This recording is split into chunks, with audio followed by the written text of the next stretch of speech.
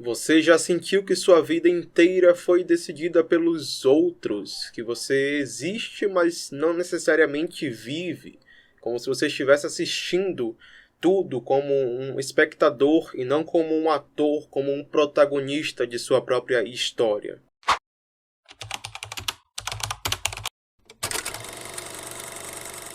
Neste vídeo eu quero tratar um pouco sobre esse sentimento de impotência e da falta de personalidade, da falta de protagonismo que podemos ter diante de alguns cenários ou diante de toda a nossa vida até mesmo, e de como isso impacta as nossas decisões, de como isso impacta a nossa vida como um todo, o nosso modus operandi, a nossa trajetória nos diferentes cenários profissional, pessoal, de relacionamentos, familiar, enfim.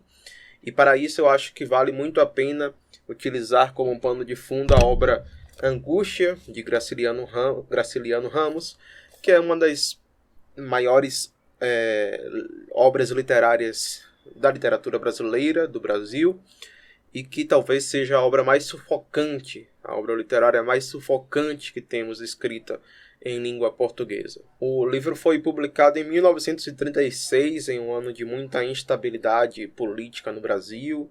A gente vivia na ditadura de Getúlio Vargas.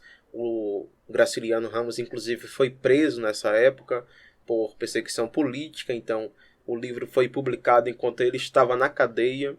Ele tinha acabado de escrever quando foi preso. E é um livro que trata justamente desse sufocamento, dessa angústia que muitas pessoas sentem e que nesse caso é sentida pelo personagem principal, o Luiz da Silva. É uma obra tão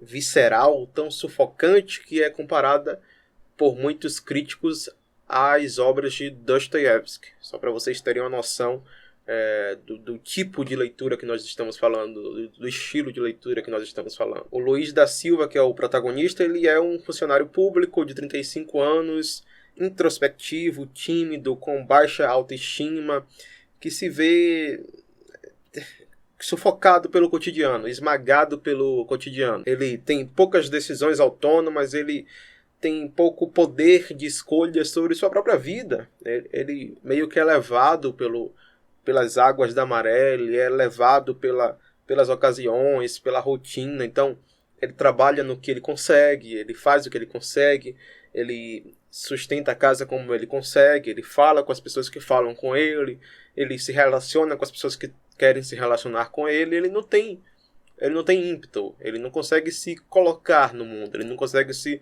posicionar nas diferentes esferas mundanas. E aí, no meio disso tudo, ele começa a se apaixonar pela vizinha nova que chega na casa, que é a Marina. Eles até emendam um curto relacionamento, que é interrompido pelo interesse de Marina em outra pessoa, em outro homem, que é justamente o homem que o Luiz mais odeia, é o Julião Tavares, e que é o oposto de Julião, né? Se o Luiz é introspectivo, o Julião é altamente extrovertido, altamente simpático, social, ele socializa com todo mundo, ele se coloca em todos os lugares que ele frequenta, ele tem dinheiro, ele tem posses, ele é mulherengo, ele é galanteador, ele consegue a maior parte das coisas que ele tenta conquistar. E aí a gente pode pensar no nome do livro, né? Angústia.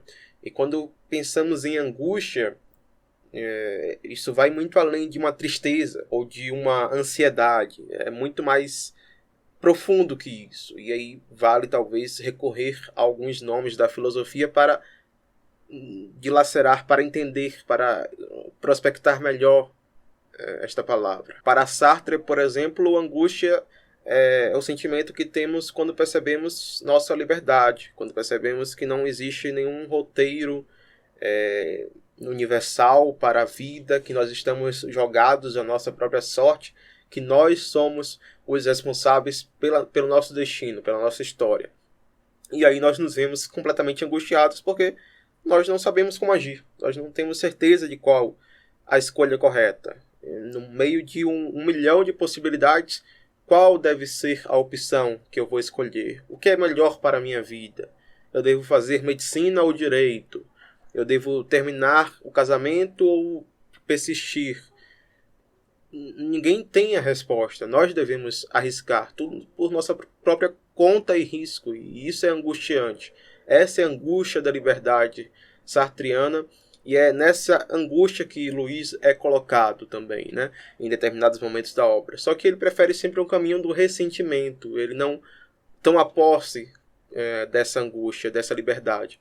Ele se ressente, ele tenta agir por meio da má-fé, que é o que o Sartre tanto condena. E aí, outro filósofo muito importante também do existencialismo é o Kierkegaard, que fala que a angústia é esse medo, esse sentimento perante as possibilidades. Então, você conjecturar os resultados que determinada ação pode levar faz com que você se sinta altamente angustiado, faz com que você se sinta deprimido perante essas possibilidades. Até mesmo na escolha entre bem e mal, entre praticar uma ação que pode levar consequências boas para outras pessoas ou a consequências ruins. E o Luiz também está nesse dilema, né?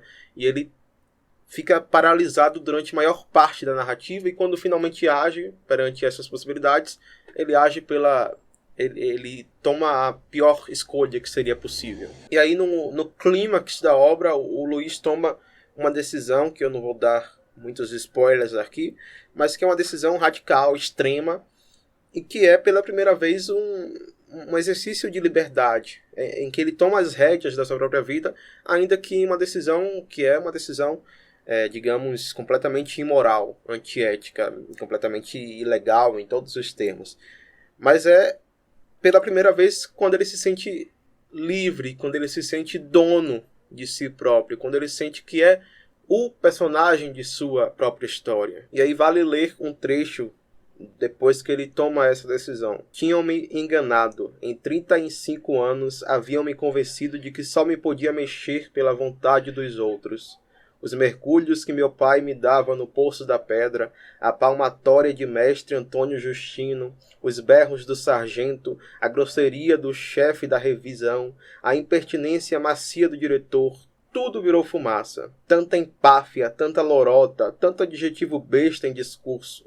E estava ali, amunhecando, vencido pelo próprio peso, esmorecendo, escorregando para o chão coberto de folhas secas, amortalhando na neblina. Então, após cometer o ato que ele cometeu, o ato radical, extremo que ele cometeu, ele sente o gosto da autonomia, ele sente o gosto do protagonismo. Ele, de fato, havia agido por vontade própria, talvez pela primeira vez em sua vida, em 35 anos. E o livro serve muito bem para a gente refletir como muitos de nós estamos vivendo, assim como Luiz, em uma vida monótona, em uma vida maquinal, em que não escolhemos, em que não agimos, em que fazemos tudo pela vontade do outro, pelas decisões alheias.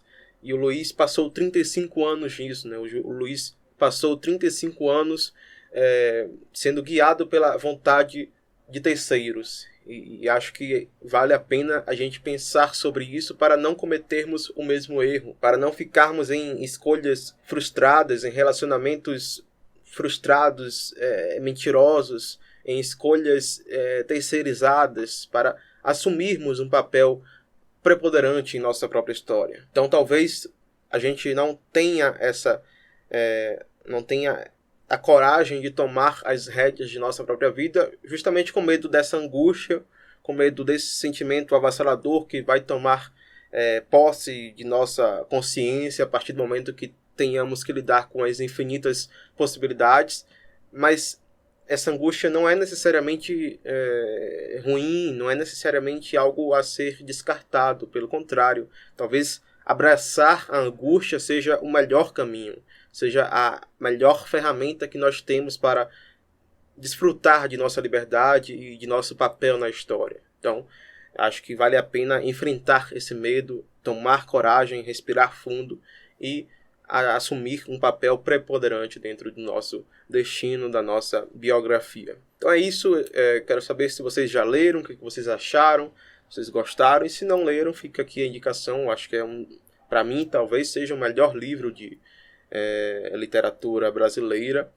Mas é isso. A gente se vê então no próximo vídeo e até mais.